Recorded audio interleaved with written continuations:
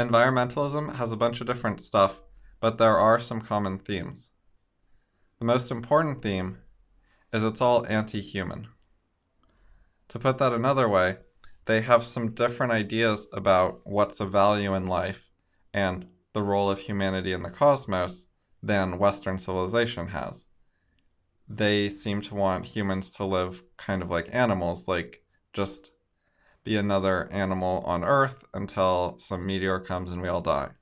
Don't change the face of the world. Don't have a big footprint. Don't have a big impact. Leave nature alone. Just be part of nature, just like the trees. And that's not how Western civilization thinks. Western civilization says, hey, humans are pretty special, they're pretty awesome, they can do awesome things. We can, tame nature and go to the stars and invent technologies and build up societies and think and all that good stuff. So to start with, I want to talk about protecting the environment, about keeping it safe and clean and lowering our impact on the environment and preserving it and all that. So, what's the point of all that? Supposedly, it's good for us in some way. But they don't talk about it in terms of human flourishing, in terms of what's best for us. They just sort of tack that on at the end. They're like, oh, well, if it gets polluted too much, you'll get all poisoned and it'll be bad for you. But their actual motivations, projects, goals, interests, etc., are really just about keeping the environment the same, leaving nature alone as much as possible, minimizing our own role in the world. It's not, how can we make a better environment for humans to live in? It's just, how can we preserve nature and respect nature and so on, rather than trying to respect humans and lift humans out of poverty. There's still billions of people who are really, really poor, and that actually really sucks. And we should do something about it instead of trying to restrict things like fossil fuels that help people be less poor so they can have better lives with, clean water and decent food and Netflix even. If you think that we need to compromise human flourishing for the sake of nature, then that's anti-human.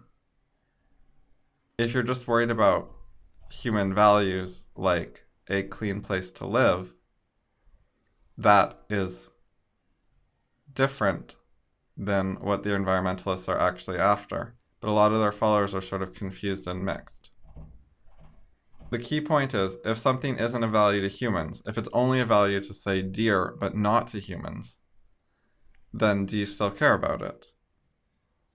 Do you care about deer for the ways that they can benefit humans, or do you just care about deer as such? Do you want to use the Amazon rainforest in whatever way will most benefit humans, including in the long run? Or do you just want to preserve it for the sake of having a big jungle because you value nature instead of humans? The actual facts are technological progress and industrial society are good for the environment, at least as far as humans are concerned.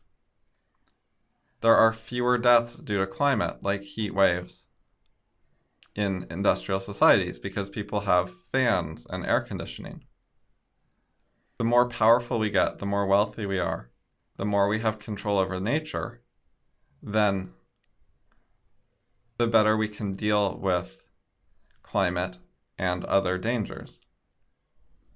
It's always the poor countries that get really screwed by tsunamis and hurricanes and so on. Sometimes there's significant problems in industrial countries, but it's definitely a lot worse in the poorer countries because they have less resources to cope with things. You need to be rich in order to build earthquake-safe buildings and good tsunami warning systems and so on. And environmentalism tries to stop people from being rich. That's what they have a problem with, is taking the steps to make yourself powerful and important and actually change the environment you live in to be better for you. That's what being rich is changing your environment, having the tools and the power to change the world you live in so it's more suitable for you. E.g., if you'd rather walk on concrete than dirt, there's definitely advantages to that. And that's the kind of thing that environmentalism sort of dislikes. Cars let you travel faster. They make the world better for humans. The reason people keep buying cars and, being willing to spend money on them is that the cars make their lives better. They give them more opportunities, more options for what to do in their life. But environmentalists just look at the cars and complain about the emissions. They don't go, is it making things better overall for humans? They just go, are there any dangers or risks or downsides whatsoever, no matter how small, no matter how low the dose is? And if so, they just want to complain about it and protect nature from the tiniest harm with no regard for human values. As we've gotten richer, we've cleaned up our environment in lots of ways. When you're poorer, you create things like the London smog. You burn things for fuel and heat that aren't the best things to burn, like animal dung and wood. But we've stopped doing that. Third world societies, everyone litters. Mexico is full of litter. Read Adios America. And then all the illegal immigrants come and litter in the US parks. And Americans don't do that so much. The environmentalists want people to die of malaria rather than some bird eggshells to be thinner. That's the issue of DDT, except that the bird eggshell stuff is bullshit anyways. And DDT is perfectly safe and you can eat it and it's fine. But, even if that was true, even if it was some sort of significant danger to birds, so what? Don't humans come before birds? Even if you care about some birds somewhat, don't you care about humans more? Millions of people get sick and die because mosquitoes are a pest, and mosquito nets are not actually an adequate solution, and DDT was cheap and effective. Environmentalism's actual effect has been to kill people, to harm humans. And has this turned its supporters away? Has environmentalism become unpopular because of what happened with DDT or a variety of other examples? Have they been held accountable for shutting down nuclear power in the US? They say that we're gonna get fucked by global warming. But they're the ones who didn't want us to use nuclear plants, which don't emit tons of CO2. They also don't like hydro because the fish come first. They just don't want us to have energy.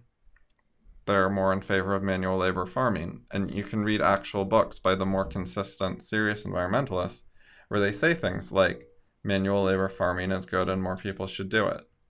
They just want you to do back-breaking labor all day instead of have a civilized life. They don't respect the leisure of watching Netflix or reading books or scientific research. And by the way, technology lets you clean up pollution if it's a problem for you. It gives you the option to change the world in all sorts of ways. You can build buildings to protect you from storms, and you can clean things up, and you can build parks. And you can build parks better than nature. You can make a park that's more suitable to humans than the naturally occurring parks. All right, let's talk about energy. So, fossil fuels are the most important form of energy today. We rely on them worldwide to support civilization and give people power. What's power for? Power does work, basically. Electricity can do work instead of your muscles doing the work.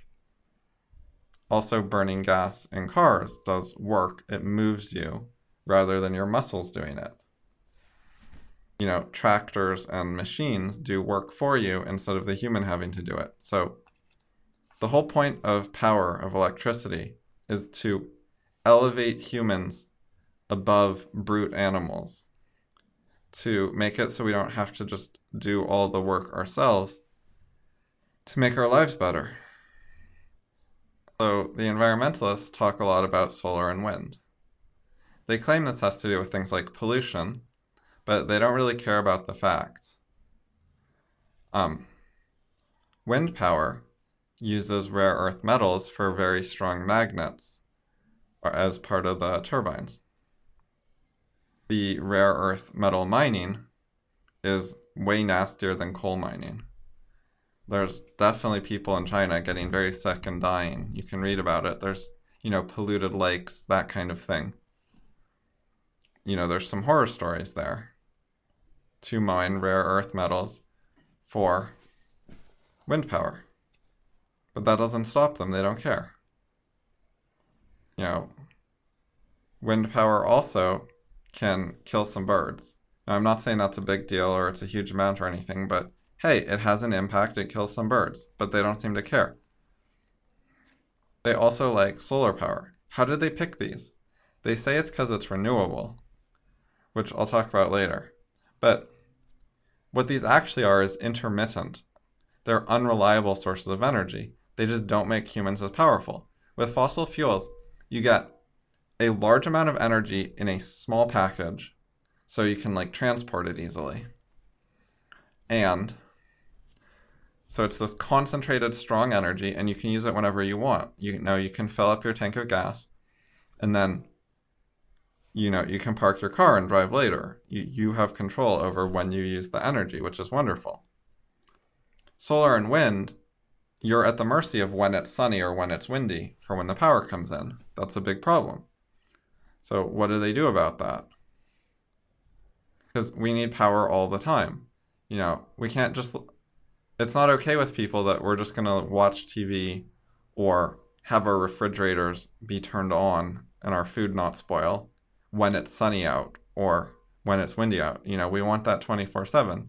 It's very important to be able to have, reading light 24/7, not just when nature grants it. So there's two main things you can do about that. One is you can just have fossil fuel plants in addition to the wind power. So it's like you just build up all the fossil fuel power you need, and then when it's not windy, then you turn on all the fossil fuel power, and when it's windy, then you turn half of it off. And that's kind of stupid and pointless and inefficient, because then we just have enough fossil fuel plants to power us, and then we're just adding the wind and the solar on top of it without getting rid of any fossil fuels. Which there's no reason to get rid of them in the first place, but that doesn't make a lot of sense, right? If you're just going to build out all the fossil fuel power to cover your energy needs, why would you then, get some solar panels just so you can turn it off while it's sunny and then turn it all the way back on when it's not sunny?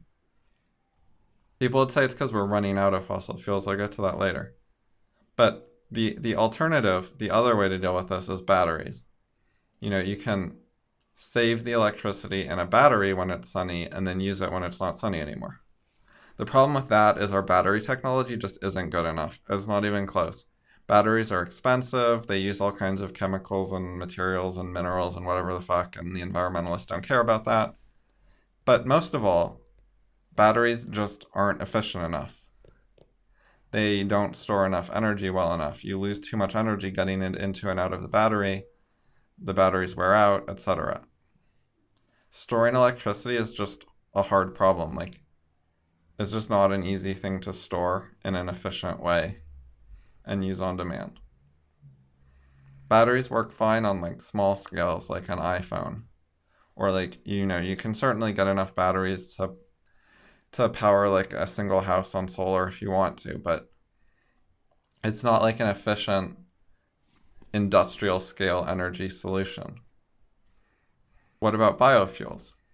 People are ethanol, we can make car fuel out of corn, so it's renewable, unlike gas. Which is very silly, because if you look at how much energy goes into producing the corn and then turning it into ethanol, you're just losing energy.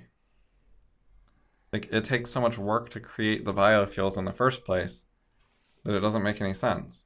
Where do you think the energy comes from to run the tractor that helps you make the corn? That comes from gas. So you're using fossil fuels to create biofuels. If biofuels were actually efficient, you wouldn't need subsidies. You could just have a free market, and then people would use them. But that doesn't happen because they're not efficient. That's another thing about environmentalism in general, is they seem to have some sort of problem with the free market and capitalism. They think that somehow the prices will be wrong, and they know better than the price system what stuff should cost, and they know that, gas should be used less than its current price for some reason, they think. They don't have serious economics arguments for this. It's just none of them actually know economics, basically. It's the same stuff with electric cars. They're like, electric cars are saving the planet. Really? Seriously? Where do you think the electricity for your electric car comes from? Coal? An electric car is a coal-powered car. And they just refuse to think about that.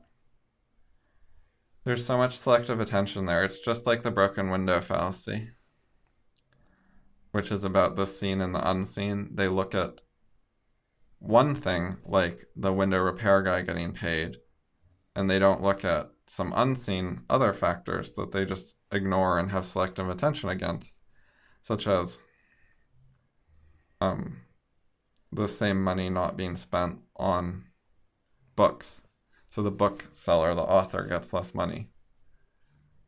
It's not like the window repair guy's money just appears out of thin air. And it's not like the electricity for electric cars just appears out of thin air. So people say that we're running out of fossil fuels, and metals, and minerals, and space, and landfill space, and housing space, and natural parkland, and more or less every single resource there is. Their whole perspective on this is wrong. They don't understand what a resource is. The entire Earth is made out of potential resources. Any matter is a potential resource. Just anything can be used as a resource if you come up with a way to use it. What humans do is they turn things into resources by figuring out how to use them. So oil didn't used to be a resource at all. It was basically just considered pollution, it would get in our way and be annoying. Then people figured out how to use it, and now it's a resource. And it doesn't actually matter that much if we run out one day, because we can always create new resources. We can figure out how to use other things. But also, we just have massive, massive amounts of oil. It's really, really common. And the amount of oil reserves available has been going up. Not a ton, but a bit. Now, why is that? It's because whenever the potential reserves of oil get too low, people look for more oil. And not just new oil fields of the type we're used to. They try to figure out, what is something that's not currently a resource, but could be a resource in the future if we had new technology. So they figure out, what's a better way to get oil out of an old oil field that we thought was run dry. You can come up with a better technology, and then you can get oil out of it. Or there's shale oil, which is basically just oil that's harder to get out of the ground. There's some difficulties there. But if you come up with technologies like fracking, then you get better at getting oil out of the ground, and then the known reserves goes up. It's not economically efficient to find 1 million years of reserves. Why would you want to do that? As long as you have, several decades of reserves, then you have plenty of time to find more. You don't need more reserves than that. It's not economically efficient to try to plan into the infinite future. Just plan a few decades ahead, and that gives you enough time to adjust by, e.g., finding new reserves when you need to. So factually, the people who say we have all these shortage problems are wrong. You can look at the history of resource use and how we keep finding more resources rather than running out. That's an ongoing theme if you look at history. But they're also wrong in terms of their mindset, their way of thinking about it, because they always just sort of assume that there won't be any new technology. That's kind of implicit in everything they're saying. They're like, if we just keep doing what we're doing right now, then in 50 years we'll run out or whatever. But that's not how we work. Our civilization keeps making progress. We keep inventing new things. We keep changing our behavior. We keep finding new options. And we can do that in economically efficient ways. Like, if we ran out of oil and we had to switch to electric cars, that's a possible thing we could do. But there's no reason to do it today. Why don't you wait until we actually are almost out of oil? And then we switch over. Why don't you wait until we have only 20 years of reserves or something? And then, people plan further ahead than that, so make it only 80 years of reserves or something. And no realistic prospects to get more, we've already really, really, really searched everywhere. But once we get that far into the future, we're going to be mining asteroids in space. We're going to be getting shit off the moon.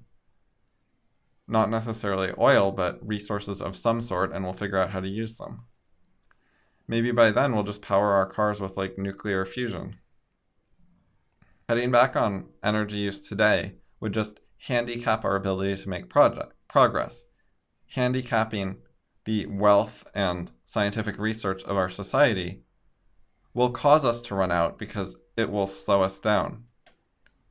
Our best chance at not running out of resources is to make as much progress as we can, as fast as we can. Don't tie our hands between our back. Don't go slow. The people who are worried about running out of stuff, they just want to drag it out. They're like, well, we're definitely going to be fucked in the long run.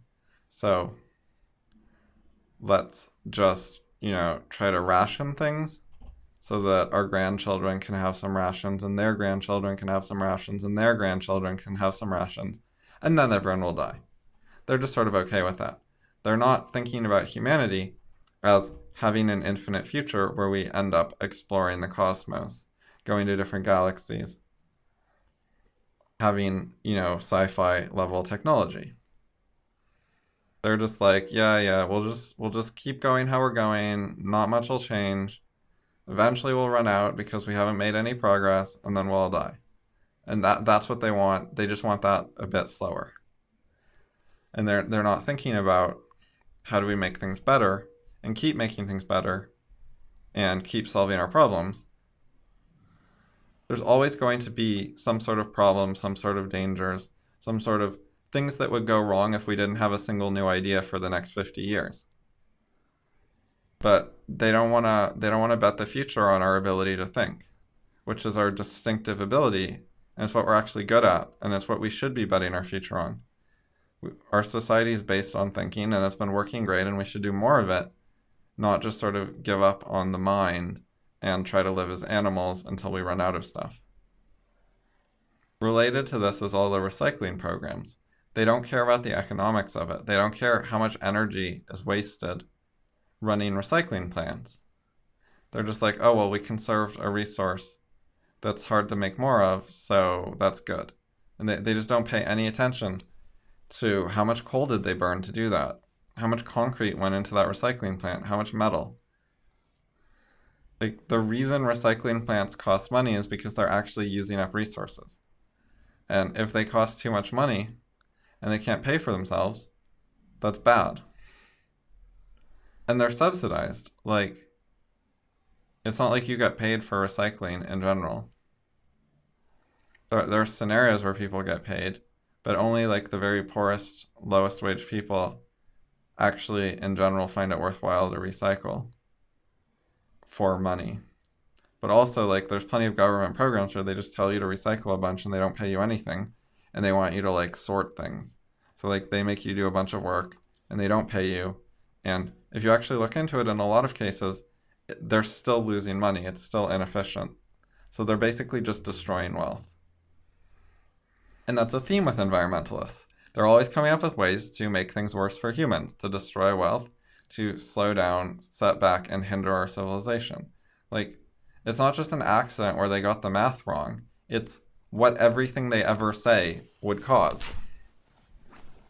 They're attracted to things like that because they have a concept, a way of thinking about the world where they want humans to do less and lower their impact, rather than wanting humans to be more powerful, more industrial, more scientific. Because the spirit of all their proposals is anti-industry, then all their proposals end up being economically destructive.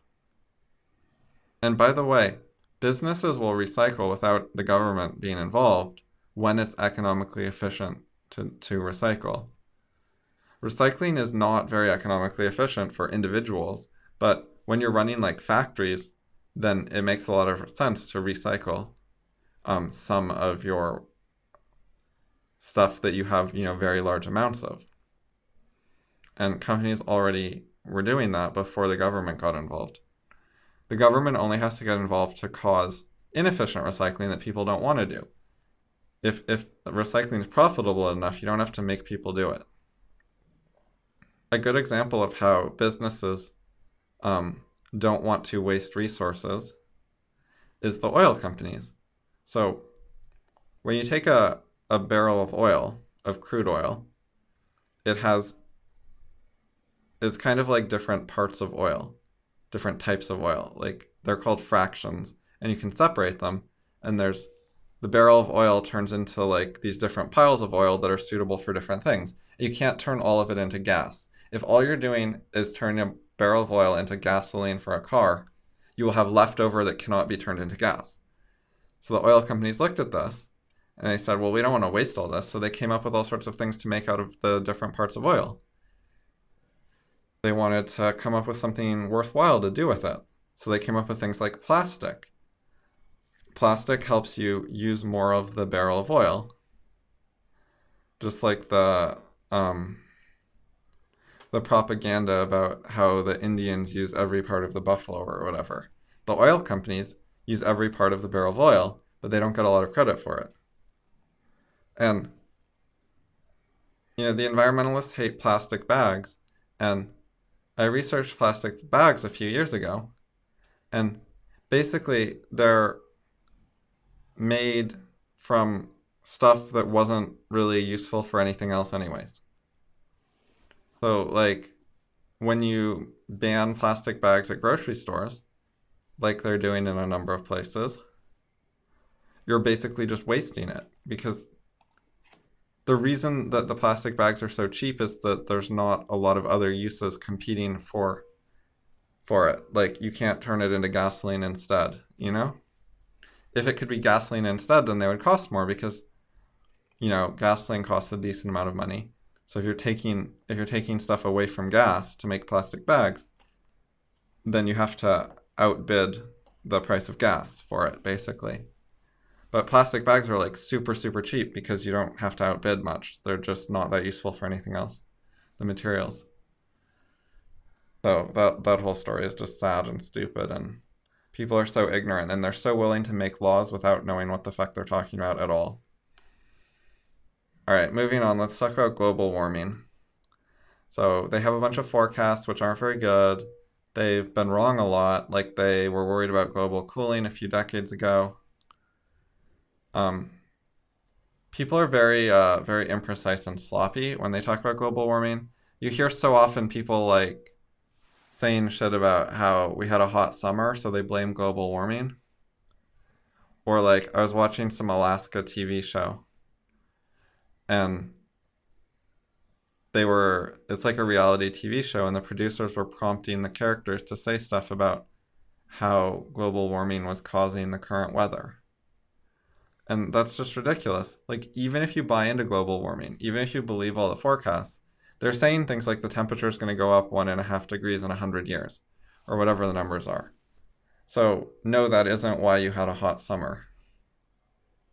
Like, according to the forecast, the temperature would be like 0.1 degrees hotter by now. So that's not why it's 10 degrees hotter this summer or whatever. Anyway, the important things about global warming are the forecasts just aren't very good and you can't trust them. They have enough trouble forecasting the weather for like next week. And now they're trying to forecast it for like hundreds of years out. There's all sorts of factors that are hard to understand and know how big a factor they are. such as sunspots. Like there are fluctuations in how hot the sun is in different places. And when you have like a really hot spot pointing towards the Earth, then that can heat the Earth. I don't know exactly how big a factor that is. I've seen some graphs that show it was like really correlated with temperatures, but I haven't carefully studied that. Like I wouldn't trust that any more than I trust the global warming forecasts without knowing more about it. The point is just, there's a lot that's unknown there, and you shouldn't just assume global warming's right. Like it'd be better to take the position that the data's not in. And then second of all, even if global warming's right, and they're just talking about small temperature increases over a long period of time. So first of all, that's good for a lot of places in the world. A lot of places in the world are too cold. If the temperature goes up, maybe we could use Antarctica. We have like all this wasted land up there. And not just that, but like Canada could be a much nicer place if the temperature would just go up worldwide a bit. So yeah, it would be bad for the people living at the equator if the temperature goes up, but it would be good for the people living in Canada. So it's not just this obvious huge disaster. And things like the ocean rises a bit, well, like, you can build dikes and walls and levees and dams and blah, blah, blah. Like, if we have enough technology, there's all sorts of stuff we can do about that to make it have less effect on humans. If we have to rebuild some beachfront property, that's not like a civilization-ending disaster or whatever. But it would be a civilization-ending disaster? The proposals for dealing with global warming, the so-called solutions, which they're not even real solutions because they're just saying, if you do our proposal, which will, destroy like half the economy of the world over the next 50 years, then it will slow global warming down by, a few decades. They just say stuff like that. Like, it won't even solve the problem, and it'll completely destroy our economies. And this isn't an accident. Like, their solution is always collectivism, anti-capitalism, anti-human, anti-economics, etc. Like, whether it's global cooling, global warming, pollution, running out of stuff, no matter what it is, they always have the same kinds of solutions. Less industry, less science, less technology. Less wealth. Less human comfort, human luxury. Less energy, less impact. Less humans making any difference in the cosmos. They just want us to be chemical scum on a typical planet, in a typical solar system, on the outskirts of a typical galaxy. That's what they want our role in the world to be. And when that is your sort of motivating spirit, then of course all of your proposals are going to come out bad for us. So speaking of them having proposals that are bad for people, they also complain at length, literally, about what they call overpopulation. Or in other words, they don't like people and they want there to be fewer of us. They have a lot of excuses like, there will be a famine if there's too many people or something. But the actual thing is they just don't like people, they want people to die, they want fewer people. Anything people do, they see as bad. It's not about human flourishing, it is about nature over people. The arguments regarding overpopulation have never been any good, just like their arguments on every other topic, but they don't care about that. They care about the conclusion. They care about the moral perspective on the place of humanity in nature. And everything they say fits with that moral perspective, but that is not the moral perspective of America, of Western civilization. Do you want science and industry or not? One of the arguments for overpopulation from Malthus is quite old, and it says, seriously, this is the argument. Population increases geometrically while food supplies increase arithmetically. In other words, population goes up like a percentage. Like basically people breed like rabbits. So it's like each generation you have more people, so then there's more breeding, so then you get even more people. So it's like exponential. But then the food supply only goes up linearly. So if you have people breeding like rabbits, but the food supply is only increasing like a little at a time, then you're going to have a famine after a while. The math checks out on that, but why on earth would the food supply only go up a little bit when there's way more people? Like, at the very least, the new people could be farmers and make more food, and so then the food supply would go up in proportion to the new people, so then it would keep up, and then you wouldn't have a famine. So, yeah, Malthus was dumb. And Malthus was answered in print. William Godwin wrote a book called Of Population. And no one cares. It just got ignored. And it's fucking sad. And it's interesting. In the introduction to the book, Godwin says, basically, he ignored Malthus at first because he thought Malthus's arguments were so dumb no one would listen. And 2, he thought maybe someone else would answer Malthus, and that he had already sort of done enough and written enough books and so on. So he didn't immediately answer Malthus.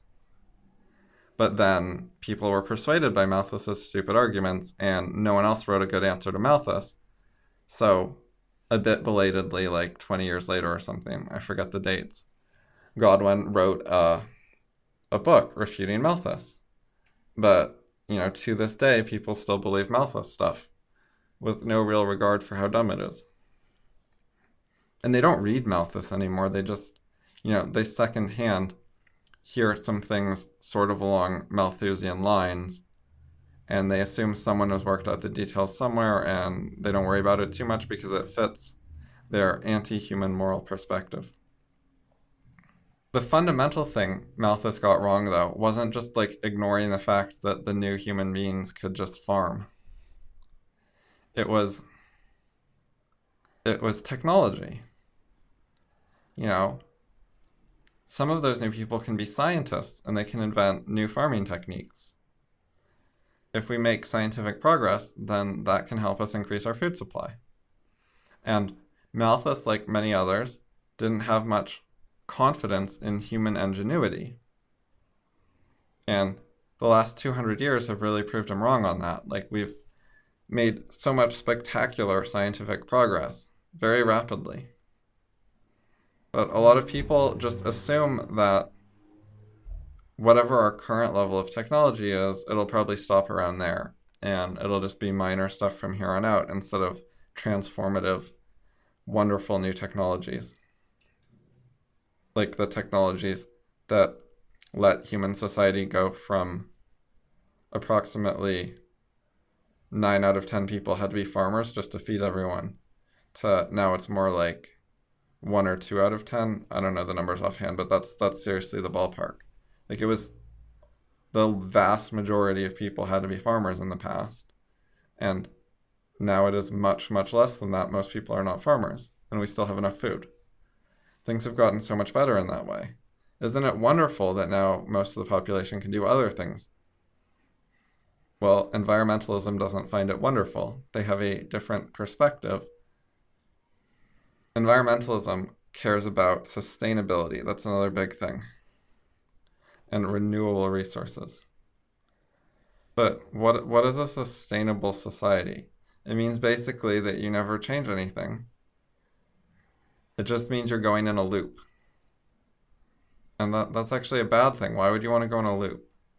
Why not go forward? What happened to forward progress? And anyways, if you do go in a loop, one day something disrupts your loop. A meteor hits Earth, and then you die.